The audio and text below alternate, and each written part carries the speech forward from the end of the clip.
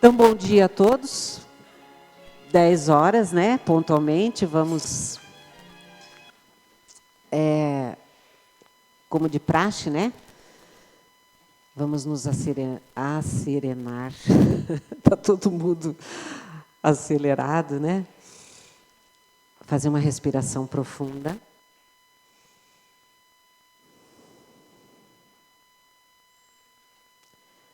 E assim, já nos pomos em comunicação com os nossos mentores, com os mentores da casa, com o nosso irmão mais velho, Jesus, e com o nosso Pai. Agradecendo podermos estar aqui, dedicando um tempo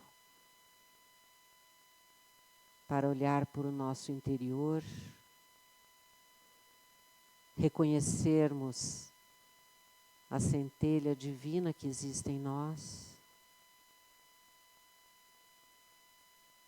expandirmos os nossos bons sentimentos,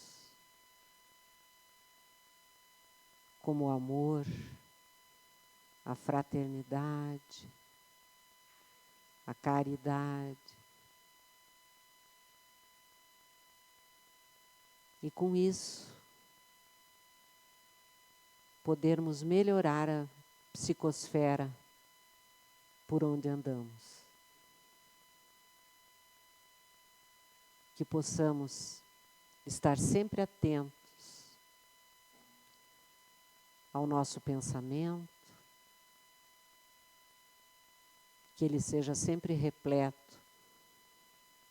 de positividade, de assertividade, de fé, para que possamos ser instrumentos do amor e da paz do Cristo. Que assim seja. Então, hoje, cabe-nos falar, vamos ver por que não está espelhando a nossa palestra que está.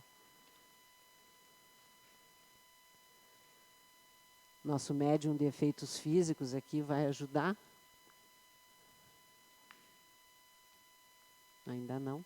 Mas, enquanto isso, nós vamos aproveitar o tempo para dizer que, não sei se todos sabem, que nós temos cursos aqui na Casa de Estudo da Doutrina. Nós temos 2 principais, que é o Programa Básico da Doutrina Espírita, que está aberto durante todo o ano para que se possa iniciar. Ele é feito em módulos, tem uma apostila, né? Tem a duração de 1 ano e se baseia no Livro dos Espíritos, né? Ele pode ser escolhido à noite, quinta-feira, às 8 horas da noite, tem a duração de 2 horas no máximo, ou sexta-feira, às 14 horas, com duração até às 16 no máximo. E temos também o COEM, né, que é o Centro de Orientações e Estudo da Mediunidade, que esse sim precisa ter o pré-requisito do conhecimento básico da doutrina. Ele só pode ser iniciado realmente quando ele começa, que é de 2 em 2 anos, e vai ser em março de 2025. Então, para as pessoas que estão interessadas, já fiquem alertas, em fevereiro devem abrir as inscrições e começar e fazê-lo por 2 anos consecutivos, ok? Bom, agora que já está tudo no seu devido lugar, eu estava dizendo que a assessoria doutrinária nos convocou a falar sobre esse tema. Auxílio da fé no enfrentamento das dificuldades. Eu vi que foi publicado no Instagram, no Facebook, enfrentamento dos desafios, que também não deixa de ser um tema semelhante. Para mim, existe uma tênue diferença entre desafio e dificuldade, mas está valendo, né? Como Como de costume, eu sempre começo as nossas conversas explicando o conceito daquilo que a gente vai falar dentro da doutrina espírita. E nós temos o conceito de fé aqui nesse livrinho, o Evangelho segundo o Espiritismo. Tem um capítulo inteiro destinado a esse tema. É o capítulo 19, que se chama A Fé Transporta Montanhas. Né? Para vocês terem uma ideia do poder da fé. Segundo esse capítulo, a fé representa a confiança que nós vamos conseguir aquilo que nós desejamos, a certeza de que vamos atingir um determinado fim. Né? E ela difere de presunção, porque ela se conjuga à humildade. E eu coloquei essa imagem de Jesus lavando os pés dos apóstolos, porque para mim é o exemplo de humildade. Né?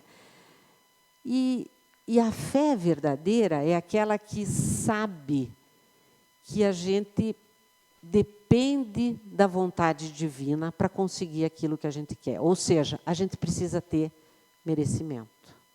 Né? Tem um programa espiritual de 63 dias, que eu já falei aqui em algumas outras conversas, que tem uma frase que eu acho fantástica para essa humildade. Ela diz assim: a concretização do que eu almejo não depende da minha habilidade, mas da fé que eu depositar na habilidade de Deus, que tudo pode. Né? Então, é o reconhecimento que tudo acontece segundo a vontade de Deus. Né? Então, por isso que quando a gente faz um pedido, a gente tem que saber que se ele for para o nosso bem, ele vai acontecer. Né? Se a gente tiver esse merecimento. E aí esse capítulo ainda continua com algumas frases. Que a fé sincera e verdadeira é sempre calma. A gente sabe esperar. A gente tem que ter paciência, porque não é porque eu estou pedindo que a coisa vai acontecer já. Tudo tem o seu tempo certo na vida. Tudo. E tudo é controlado, né, pela espiritualidade. Então, a gente tem o ponto de apoio na inteligência e na compreensão das coisas, e tem a certeza de se chegar ao objetivo visado na hora certa para isso. Né? E ainda continua esse capítulo, falando sobre o poder da fé com aquela famosa frase de Jesus. Se tivesseis fé, mesmo que ela fosse do tamanho de um grão de mostarda, para vós nada seria impossível. Vocês poderiam dizer para a montanha, transporta-te daqui para ali, e ela se transportaria. Vocês poderiam curar. E aí eu coloquei a imagem do tamanho do grão de mostarda, para a gente ver quão pequeno, quão ínfimo precisaria ser o tamanho da nossa fé. Para dar assim uma chapuletada e a gente acordar dizendo assim, não, realmente a gente precisa desenvolver em nós a fé em Deus. E ainda fala que a confiança nas nossas próprias forças torna o homem capaz de executar coisas materiais que não conseguiria fazer quem duvida de si. Como é importante a gente ter fé.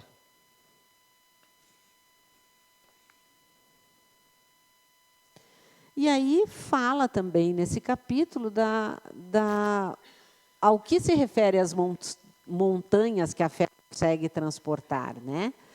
Elas são as dificuldades, as resistências, a má vontade. Em suma, tudo que a gente depara na nossa humanidade, né? Ainda que se trate de coisas não tão ruins, né? Os preconceitos da rotina, o interesse material, o egoísmo, a cegueira do fanatismo, as paixões orgulhosas, são tantas outras montanhas, né, que barram o caminho de quem trabalha pelo próprio progresso moral e pelo progresso da humanidade, né? Então, assim, a gente tem muitas montanhas no nosso dia a dia para enfrentar. A gente poderia ficar aqui horas falando, mas já chega para a gente ter uma ideia de como é importante a fé na nossa vida. Ainda faz uma diferenciação entre fé robusta e fé vacilante, porque a fé robusta, aquela fé firme, verdadeira, ela traz a perseverança, traz energia e os recursos que fazem vencer-se os obstáculos, tanto nas pequenas como nas grandes coisas, né? Já uma fé vacilante, né, aquela que eu confio, mas não tanto assim, ela já traz incerteza, hesitação, o que fortalece os obstáculos que a gente teria que vencer, né? Então, é aquilo que eu sempre digo. Às vezes as pessoas dizem, não, eu entrego minha vida para Deus, né? Agora tudo vai dar certo. Mas daí fica interferindo, né? Fico fazendo uma coisinha aqui, outra coisinha ali, não deixa as coisas fluírem da maneira que tem que ser. Então, seria essa fé vacilante. Quando me deram esse tema sobre o auxílio da fé no enfrentamento das dificuldades, eu me lembrei, na hora, de uma palestra que eu assisti no YouTube, adorei, trouxe ela para o PBDE. Quem já fez o PBDE já deve ter visto essa palestra, da palestrante espírita Nete Guimarães. Não sei se todos conhecem, ela é uma médica neurologista, uma das maiores palestrantes espíritas do Brasil, e ela fala muito do Divaldo. E ela conta uma historinha que aconteceu na vida dela. O nome da palestra, se vocês procurarem para assistir inteira no YouTube, é O Fardo com Jesus é Mais Leve. Então, ela conta que ela estava na faculdade de medicina, numa aula de genética, onde o professor estava explicando sobre a teoria de Darwin, falando da evolução do homem. E, de repente, um grupo de alunos levanta, irritado, e um deles diz, isso é uma heresia, nós acreditamos que o homem veio de Adão e Eva. E se retiraram da sala. E o professor continuou como se nada tivesse acontecido, ao que a Nete diz assim, bom, isso já deve ter acontecido em outras ocasiões, ele já tem prática, né? E continuou dando a aula dele. Aí, no final da aula, a Nete sai e outro grupo de alunos estava lá, cochichando no corredor, e um liderando diz assim, porque isso é um absurdo, os religiosos não podem fazer medicina, onde já se viu. E aí a Nete resolve tomar as dores, ela diz, não, espera aí, eu sou religiosa, eu sou espírita, e o que você está falando é um fanatismo igual ao grupo que saiu no meio da aula. Aí o líder falou para ela assim, não, mas não dá para combinar esses dogmas, essas crenças. Você acha que Jesus fazia milagres e tal, com os conceitos de ciência e tal, isso é tudo bobagem. E ele fala assim, nós podemos fazer uma aposta. Se você me provar cientificamente essa frase de Jesus, eu vou me reposicionar. Aí ele fala qual é a frase. Vinde a mim, todos os que estáis cansados e oprimidos, e eu vos aliviarei. E ainda continua, né? Pois comigo o jugo é leve, né? E ainda tem mais uma continuação assim. E todo jugo é suave, né? E aí a Nete começa a refletir. Será que Jesus falou apenas palavras bonitas durante a sua pregação? E aí ela continua com o conhecimento que ela tem do livro A Caminho de Luz, psicografado por Chico. Emmanuel diz que Jesus se preparou 1000 anos para reencarnar aqui na Terra. Porque ele era um espírito tão evoluído, tão quintessenciado, tão leve, que ele teve que ir engrossando seu perispírito, adensando, né? Para que ele pudesse reencarnar aqui na Terra. E aí ela continua nas suas reflexões. Quanto tempo Jesus pregou? 3 anos, né? Que a gente sabe da história, dos 30 aos 33. Mas naquela época, ele andava pela região lá da Galileia, enfim, de Nazaré e tal, totalmente a pé. Não tinha como ele se locomover, diferentemente disso. Então, ela faz um cálculo simples, dos 3 anos que ele pregou, 1 ano e meio, ele estava apenas andando. Né? Teve as horas que ele parou para dormir também, então, ele pregou 1 ano e meio, fazendo um cálculo por baixo.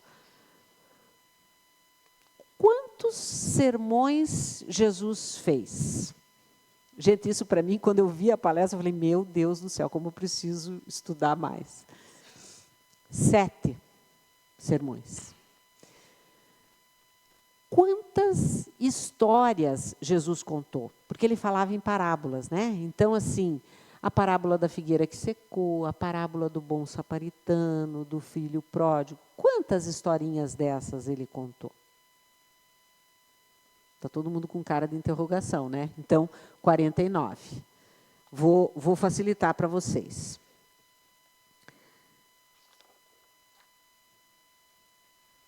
Então, ela refletindo, será que com tão pouco tempo para pregar, com tão pouco que ele falou, porque vamos combinar, 7 sermões, 49 parábolas, né? Será que ele podia perder tempo com palavras bonitas que não significassem verdade? Segundo o nosso livro dos Espíritos, tem aquela célebre pergunta que essa eu sei que se eu fizer, quem é nosso modelo e guia? Jesus, né? E olha, eu vou dizer que nós não levamos a sério, porque se a gente realmente considerasse nosso modelo e guia, nós saberíamos de cor quantos sermões ele fez, quantas historinhas ele contou, quais são as parábolas que ele falou, né? Aí ela faz uma pergunta, que essa realmente me deixou de cabelo em pé. Quais foram as últimas palavras de Jesus? Porque se ele foi importante, é importante para nós, é nosso modelo e guia, nós temos que saber quais foram as últimas palavras de Jesus. Aí levanta umas pessoas, essa eu sei. Perdoai-os, eles não sabem o que fazem. Até meu marido falou isso quando eu perguntei para ele. Falou, não. Aí ela diz assim, não, peraí, isso ele falou antes de morrer, quando ele estava crucificado. Mas o que foi que diferenciou Jesus de todos nós aqui? Ele ressuscitou.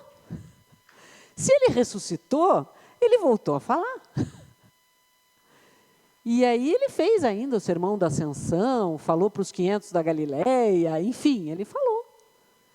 E aí ela diz assim, isso eu não vou falar para vocês. Vocês que pesquisem na internet quais foram as últimas palavras de Jesus. E, gente, eu já fiz essa pesquisa umas 3 vezes para o Google, cada vez aparecem umas frases diferentes. Mas essa eu gostei. Ide por todo mundo, pregai o evangelho a toda criatura.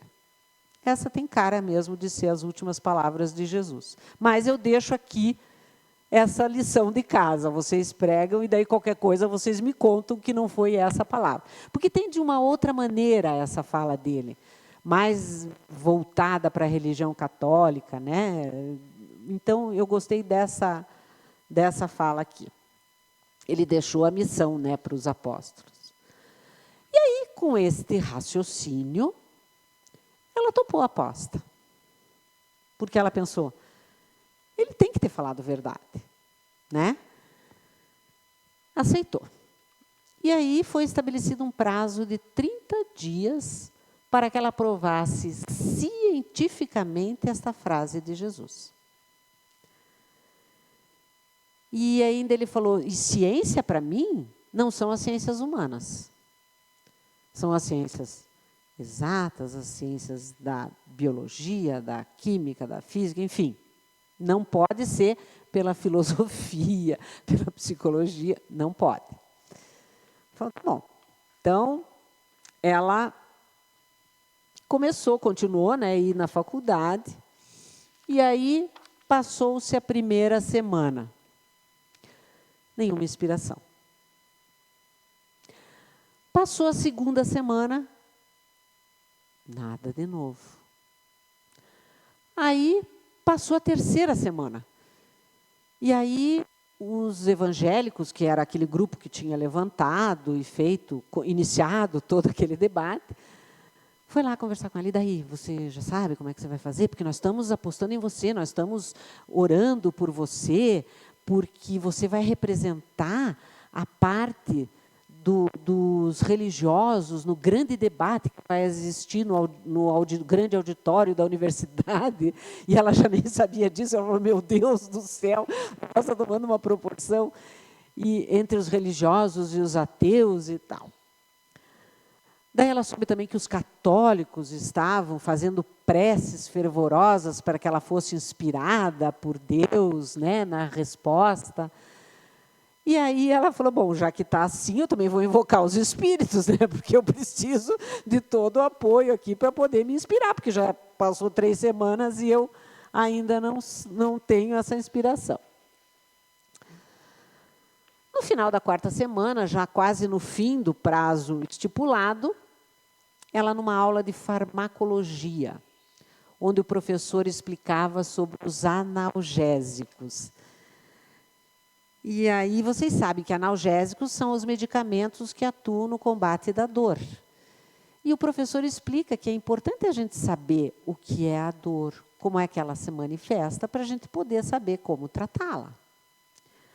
E aí ele começa com a definição de dor, que é um sinal fisiológico que caracteriza uma injúria celular visando a integridade do organismo pelo reflexo da retirada. Mas ela traduz, graças a Deus, né, porque eu, com esse conceito, fiquei do mesmo tamanho. Que a dor é um sinal fisiológico, ou seja, é um sinal de vida. Porque se fosse um sinal patológico, seria um sinal de doença. Que tem o objetivo manter a integridade do organismo. Ou seja, a dor tem a função de proteger, de nos manter vivos. E aí ela ainda continua. Quando a gente coloca a mão numa chapa quente, né, no ferro, quando a gente está passando roupa, que de repente a gente encosta, imediatamente a gente tira. Puxa, é um instinto. Se a gente não sentisse a dor, a gente ia deixar lá e, de repente, ia falar, nossa, está um cheiro de queimado. Que isso está acontecendo, né? Então, a gente tem essa dor para nos ajudar a nos manter vivos. E aí, ela conta que tem uma síndrome, que essa eu não conhecia, de crianças que não sentem dor. E porque elas não sentem dor, normalmente elas desencarnam cedo. Você veja a função de manter a gente vivo da dor. Aí ela ainda nos remete assim, quando a criança tem uma dor de ouvido e não sabe falar, ela chora, põe a mãozinha, né? Encosta que é ali que dói, e ela já auxilia que o pediatra trate essa infecção do ouvido e que ela, né, se mantenha viva. Então, a dor tem essa função, proteger a nossa saúde. Toda vez que alguma célula morre, ela distribui na corrente sanguínea uma substância que avisa o cérebro, olha, isso é dor. Pare imediatamente isso que você está fazendo, né? E aí vem a pergunta, mas todo mundo sente dor da mesma maneira? Não. Ela aqui já respondeu, já sabe, decora, não precisa nem pode sair da palestra, você passou. Não sente dor da mesma maneira, né? E eu aprendi isso com a minha filha mais velha, que era uma coisa impressionante. Toda mãe levava a criança para fazer a vacina, né? No colo, a criança entrava, fazia a vacininha, dava uma choradinha, algumas, outras nem isso, e saía tranquilo. A Renata, eu punha no colo, ela não deixava passar na porta para entrar para a vacina. Ela abria as mãozinhas e os pezinhos e pregava na porta e não passava. Daí eu precisava da ajuda da enfermeira e fecha o braço, outra fecha a perna e põe aquilo. Ela urrava de dor depois que tomava a vacina. E eu já dizia, isso é frescura, não pode ser outra coisa. Aí chegou a época da depilação, que toda mulher tem que sofrer, porque, né, os homens não teriam coragem para isso. E aí, meu Deus, ela urrava de dor. A depiladora dizia assim, não é possível, é a minha única cliente que grita. Então, realmente, Renata sentia dor de uma maneira diferente do que a maioria das pessoas. Mas existe um motivo para ser assim. A Anete explicando. Na medula, nós temos o que nós chamamos de um portão, gate. Nossa, oportunidade de falar inglês, hein, que chique. Opa, credo. Help me. Ah, não, está ali, voltou. Ah, graças a Deus. Quando esse portão está totalmente aberto, os estímulos da dor passam todos. E a gente sente a dor forte. Quando o portão está meio fechado, vai passar metade dos estímulos e eu sinto metade da dor que eu sentiria se o portão estivesse totalmente aberto. Até aí está bom. Quando o portão está 80% fechado, eu vou sentir apenas 20% da dor, né? E vamos aprender matemática aqui, vamos fazer em 90. Não, chega, tá bom. Quando o portão está totalmente fechado, eu nem sinto dor. Até aí, estamos indo. E aí, cada pessoa tem esse portão numa intensidade. Por isso que quando uma pessoa espeta um dedo numa agulha, ela vai sentir, tem os que têm totalmente aberto o portão, vão dar um berro.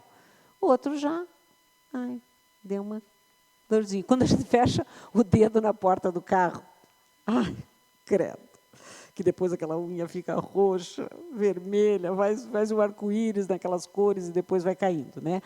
Então, quem já sentiu isso, lembra da dor que dá.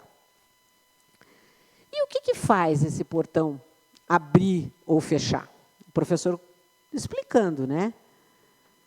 Uma região no cérebro que se chama, hoje é uma aula, hein? Meu Deus do céu. Saiam daqui e já pega o diploma de médico. Sistema analgésico central. Que eu vou nas próximas telas, abreviar para SAC, que não é o sistema de atendimento ao cliente, é sistema analgésico central, tá? Que ele produz as encefalinas e as endorfinas. Quando essas substâncias estão na corrente sanguínea, em grande quantidade, elas fecham o portão e a gente não sente dor.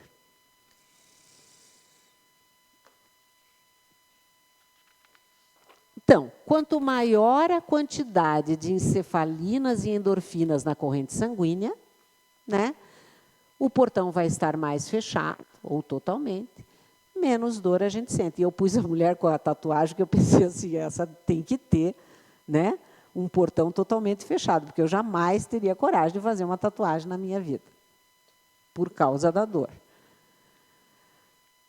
E quanto menor a quantidade de encefalinas e endorfinas na corrente, daí nós vamos fazer o raciocínio contrário, né? O portão vai estar mais aberto ou totalmente aberto, mais dor a gente sente, né? Até aí, todo mundo acompanhando. Mas o que faz o sistema analgésico central, olha o saque aí, produzir mais encefalinas e endorfinas em uma pessoa do que em outra? Aí é que está a chave da questão. E ela responde que é a sua localização. O professor respondeu: o sistema analgésico central está localizado numa área cerebral chamada arqueocórtex, que é o cérebro primitivo. E, em contraponto, tem a parte mais externa do cérebro, que se chama neocórtex. Neo de novo. Um desenho muito primitivo. Nessa parte aqui está o neocórtex e aqui está o arqueocórtex. No arqueocórtex se localiza tudo que o homem tem em comum com os animais, os nossos instintos. No neocórtex está tudo que nos diferencia dos animais.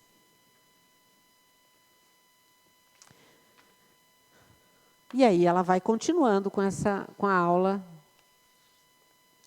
Então, por exemplo, o homem sente medo, o animal sente medo. Aonde está localizado o medo? No arqueocórtex. O homem sente dor, o animal sente dor. A dor está no arqueocórtex. Desculpa, eu não pus no silencioso o meu celular, perdão. A fome está no arqueocórtex. A sede está no arqueocórtex. Já os artistas que compõem música, sinfonias, o animal não faz isso. Aonde está? Localizado no neocórtex. Os homens produzem fraternidade, os animais não. Fraternidade está no neocórtex. O homem faz poesia, o animal não. A poesia está no neocórtex. Ou seja, as ciências, a fé, se localiza no neocórtex.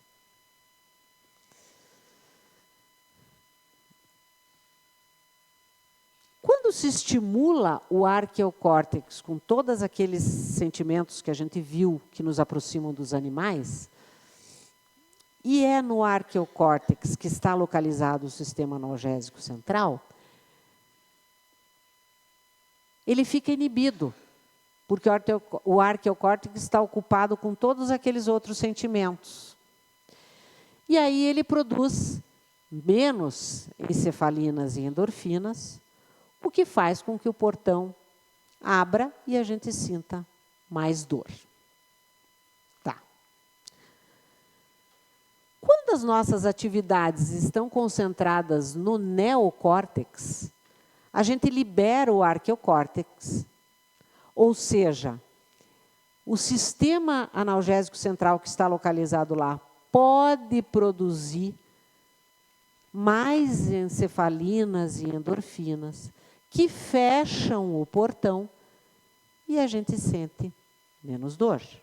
Então, quando estamos compondo ou ouvindo uma música, fazendo ou lendo uma poesia, enfim, quando nós estamos concentrando as nossas atividades no neocórtex, nós estamos liberando o sistema analgésico central, que vai produzir mais endorfinas e encefalinas e vai fechar o nosso portão e nós vamos sentir menos dor.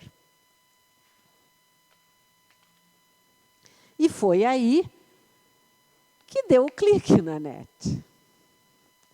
Ela entendeu que poderia explicar cientificamente a frase de Jesus, que o nosso fardo com Jesus é mais leve, a gente sente menos dor, né? Com base nesse conceito de neurofisiologia. Então, ela refletindo, toda vez que a gente se comporta como um animal, a gente concentra as nossas atividades no arqueocórtex, inibindo o sistema analgésico central, que vai produzir menos endorfinas e encefalinas, o portão vai ficar mais aberto e a gente vai sentir mais dor. E o que é preciso para sentir menos dor? Concentrar as nossas atividades no neocórtex. Pronto, está fácil. Ou seja, toda vez que a gente se comportar diferente de um animal, a gente vai estar concentrando as nossas atividades no neocórtex. Ou seja, liberando o sistema analgésico central para produzir mais endorfinas e encefalinas que vão fechar o portão e nós vamos sentir menos dor. Quem está com Jesus, quem ama o próximo, quem pratica o perdão, a caridade, a paz, está com as atividades no neocórtex. Portanto, sente menos dor. Então, ela já faz a conclusão. Então, está provado que Jesus disse a verdade, segundo a neurofisiologia moderna. E ela ainda cita um exemplo de uma pessoa que está carregando um fardo pesado e vai subindo a montanha. No começo, tá legal, eu faço musculação, estou indo. Na metade da montanha, você já começa a sentir um pouco de desconforto. Quando você vai chegando no fim, você já não aguenta mais, aquela dor vai... E aí você encontra Jesus. Aí você já, teu coração se enche, né, daquela paz, daquela iluminação, você até esquece que está segurando aquele peso. Porque você passou concentrando as tuas atividades no neocórtex. O portão, pluf, fechou. Você não sente mais dor. Né?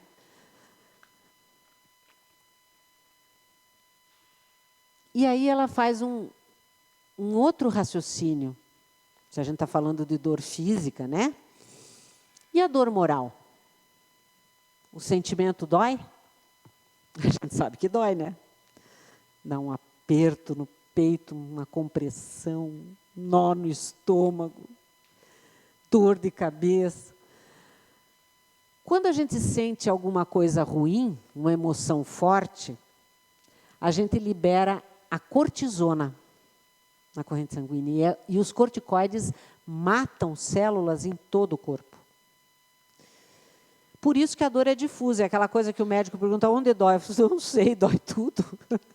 Aí eu lembro daquela historinha do cara que foi no médico, assim, ai, doutor, eu ponho o dedo aqui, dói, eu ponho o dedo aqui, dói, eu ponho o dedo aqui, o que eu tenho? Esse dedo quebrado. Porque onde você põe, não é assim, a dor difusa é uma coisa pior, dói por tudo mesmo. Então, o sentimento dói. O orgulho dói? Dói.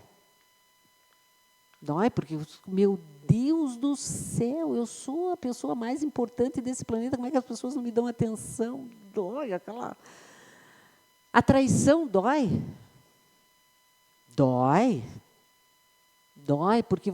Mas aí ela interpreta o que é a dor da traição. Não é o outro que errou. É porque eu me considero, eu sou orgulhoso, eu sou vaidoso, ou eu sou egoísta. A dor, então, é um sinal de que nós estamos nos comportando mal. Quando a gente come demais, dói, dói. Eu nunca sei essa sensação, mas dizem que quando come de menos também dói. Eu não sei, eu queria saber um dia dessa sensação, mas não consigo. E aí ela fala que tem estudos científicos já, que está associando o câncer a excesso de mágoa, de ódio, que está associando problemas nos rins a excesso de ciúmes. As inflamações ao orgulho. Porque, e ela ainda reflete que saudade em excesso, pessoas que sofrem demais porque estão com saudades, é um sinal de egoísmo. Eu quero a pessoa comigo, porque quando a gente ama, a gente quer que o outro seja feliz, né? E eu estava vendo esses dias não lembro, acho que era um videozinho no YouTube, que quando a gente casa, aí perguntam para a gente, mas você casou para quê? Ah, eu casei para ser feliz. Não, querido, lê do engano. A gente tem que casar para fazer o outro feliz. E, lógico, tem que saber que o marido ou a esposa também tem que casar para fazer a gente feliz, porque senão não dá certo, é uma brincadeira. Mas é que quando a gente se preocupa com o outro, né, é que a gente vai ser feliz.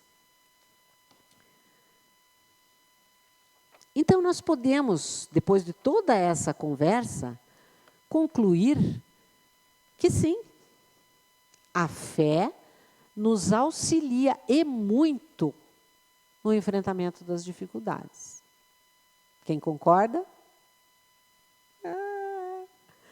Bom. E o porquê? Porque nos faz entender que comportamentos como egoísmo, orgulho, inveja, não podem conviver com os ensinamentos de Jesus, né? Que pregava amor, caridade, perdão, nosso modelo, nosso guia.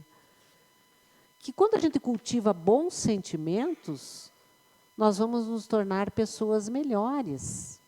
E de bônus, nós vamos melhorar a nossa saúde também.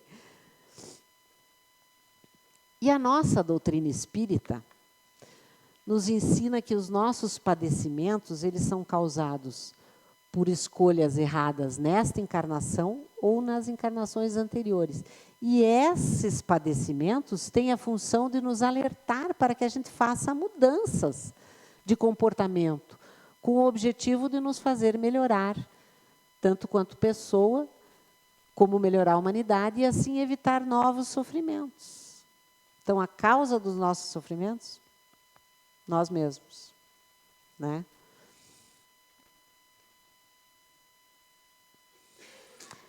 E aí, procurando na internet alguns exemplos vivos, porque, como diz, as palavras comovem, os exemplos arrastam, né? Sobre a comprovação científica que a fé auxilia no enfrentamento de dificuldades, a gente achou essa notícia que pacientes que ficam numa casa de apoio em Santa Catarina, Florianópolis, oram em agradecimento. E antes de começarem, uma voluntária pede que eles voltem os seus pedidos a alguém em especial. E essa é a rotina na casa de apoio dos voluntários da Esperança do Hospital de Caridade em Florianópolis, onde pessoas do interior e seus acompanhantes aguardam por tratamento. A maioria está com câncer e renova a esperança de encontrar a cura. Existe uma voluntária de 30 anos, que trabalha lá há 30 anos, a Helena Maria dos Anjos Berreta. Ela não tem dúvida que as orações e a crença na recuperação fazem a diferença no tratamento. Ela acredita que 50% da cura está ligada à crença. Eu já acho que é um pouco mais o percentual, mas está valendo. Existe um estudo da Universidade de São Paulo que comprovou que as pessoas podem ser curadas pela sua crença. De 12 voluntários, os que tinham religião apresentavam um sistema imunológico mais resistente. E a Universidade de Toronto, no Canadá, provou que pacientes religiosos ficam menos aflitos com a doença. E, então, facilita o tratamento e a recuperação. E aí nós temos casos práticos.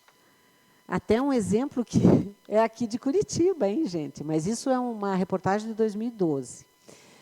Que, com 5 anos de idade, ela fez uma cirurgia no Hospital Pequeno Príncipe, em Curitiba. Chama-se Isadora Beatriz Costa. Ela mal podia movimentar o pescoço devido a um tumor de origem desconhecida.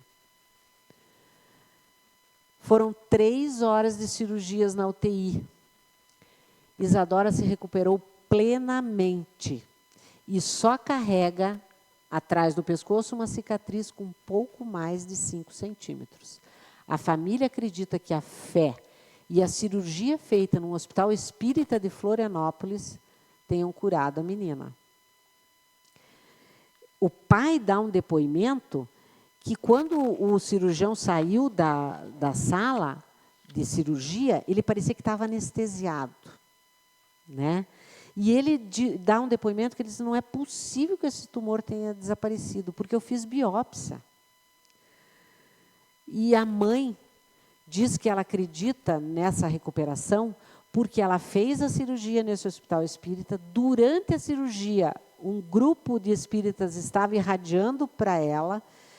Quando ela fez uma prece fervorosa para Nossa Senhora Aparecida, ela conta, passou a maca com a filha dela para entrar no centro cirúrgico e ela viu luzes acompanhando a menina. Até me arrepia. Então, e a menina dá um depoimento que ela acredita, ela não lembra mais das dores que ela sofreu com 5 anos, né? Mas ela acredita que a cura dela foi atribuída à fé que os pais tiveram. Aí tem um outro caso de outra Isadora, né, que tinha uma ferida que não cicatrizava na virilha, muito bebezinha. Os médicos acreditavam em câncer, por nenhum remédio cicatrizava esse ferimento.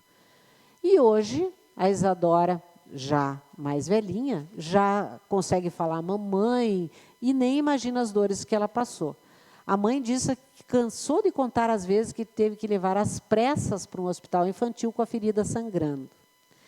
E aí ela conta, essa mãe, que levou, ela estava desesperada e foi numa igreja evangélica e pediu para o pastor e as pessoas fazerem preces para a menina.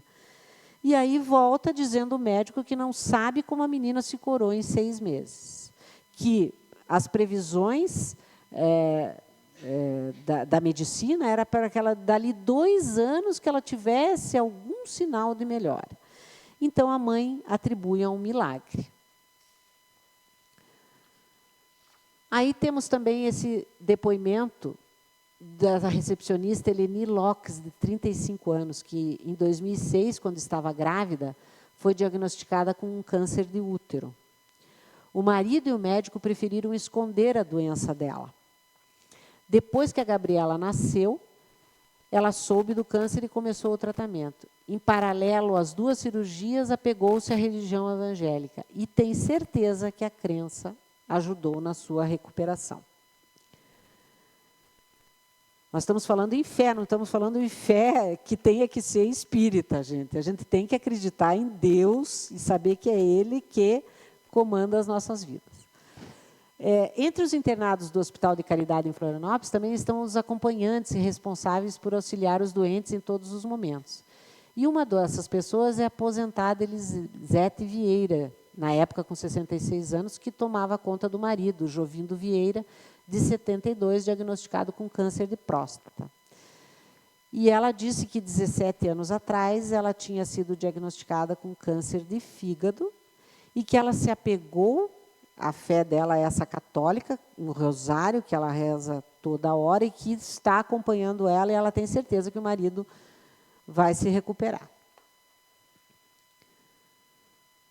Daí nós temos a Irondina Cabral, que tratava um câncer de pulmão, que também tinha muita fé e apostava na sua recuperação. Também estava suportando, com esta fé, né, ajudando a suportar a saudade da família, que morava em Otacílio Costa, na região serrana. E, segundo ela, a presença de outras pessoas rezando e torcendo pela recuperação faz com que a melhora apareça rápido. Olha aí a nossa irradiação. Quando a gente coloca um nome de uma pessoa que está precisando e um grupo de pessoas faz aquela irradiação, né? Como ajuda, né? E aí um último depoimento, que nós não precisamos pedir, mas sim agradecer, isso é muito importante. Que a doença acaba nos unindo mais à família, aos amigos que conhecemos durante o tratamento, disse Maria Matos, que auxilia nos cuidados do marido com câncer, Matusalém da Silva, com 74 anos. Ah, ainda tem mais um.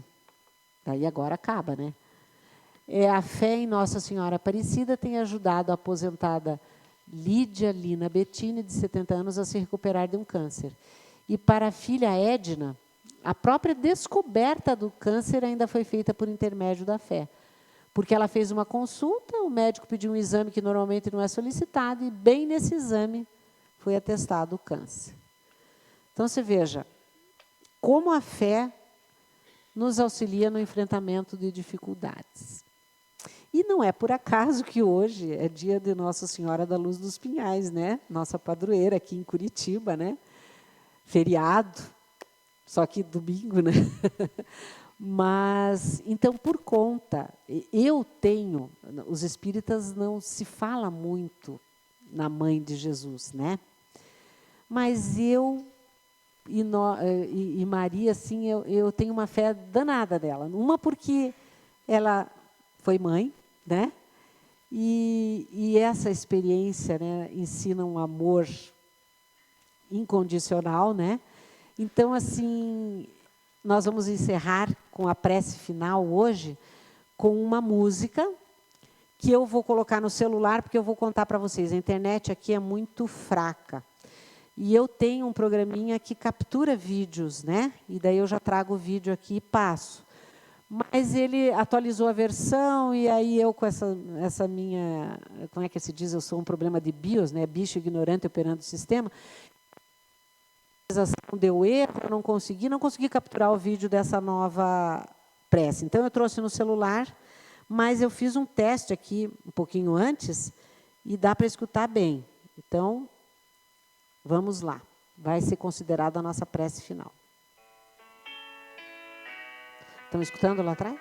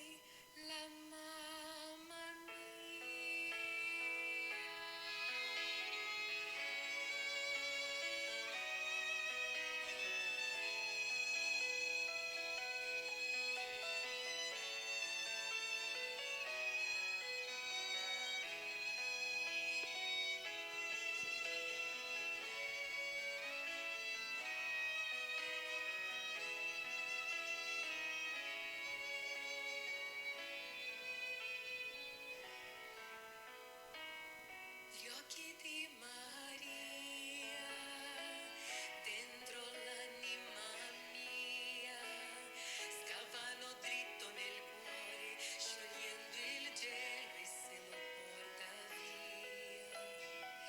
L'amore di Maria, dolce poesia, che sussurra al cuore sempre di più il nome di Gesù. Lo sguardo di Maria, dentro l'anima mia, la sua tenerezza e splendida bellezza, immensità, armonia, la voce di Maria, lo sguardo di Maria, il suo sorriso dolce che ci fa cantare. Sei la mamma mia, gli occhi di Maria, dentro l'anima mia, scavano dritto nel cuore, sciogliendo il gelo e se lo porta via. L'amore di Maria, dolce poesia, che sussurra il cuore sempre di più il nome di Gesù. Lo sguardo di Maria, dentro l'anima mia, la sua tenerezza e splendida bellezza, immensità, armonia, la voce di Maria, lo sguardo di Maria, il suo sorriso dolce che mi fa cantare. Sei la mamma mia.